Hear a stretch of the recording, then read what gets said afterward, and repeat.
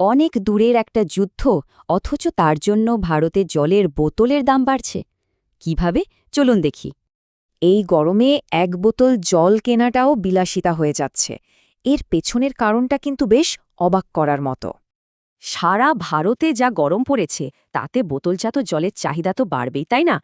আর এর মধ্যে বিসলেরির মতো বড় ব্র্যান্ডগুলো কিন্তু দাম বেশ খানিকটা বাড়িয়ে দিয়েছে। আর এই দাম বাড়ার ফলে চাপ পড়ছে লক্ষ লক্ষ মানুষের ওপর, যারা রোজ বোতলের জল কেনেন।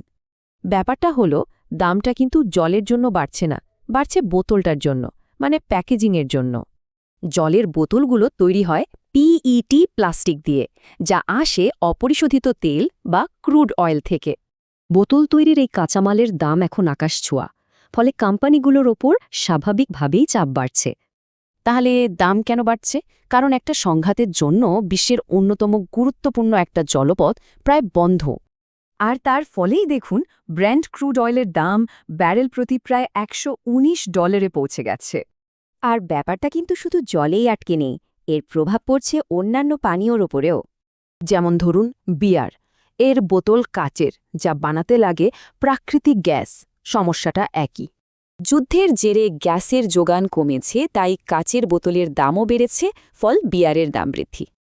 এই অর্থনৈতিক প্রভাবটা কিন্তু শুধু কেনা পানীয়র মধ্যে সীমাবদ্ধ থাকছে না, একেই বলে রিপল এফেক্ট। এর প্রভাব পড়ছে অ্যাভিয়েশন, সার, সিরামিক, এমনকি রেস্তোরাঁ শিল্পেও। চাপটা কিন্তু সর্বত্র।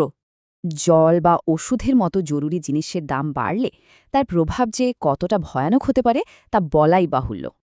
আজ জলের বোতল, কিন্তু এটাই দেখিয়ে দেয় যে বিশ্বের ঘটনাগুলো এখন কিভাবে আমাদের দৈনন্দিন জীবনে ঢুকে পড়ছে।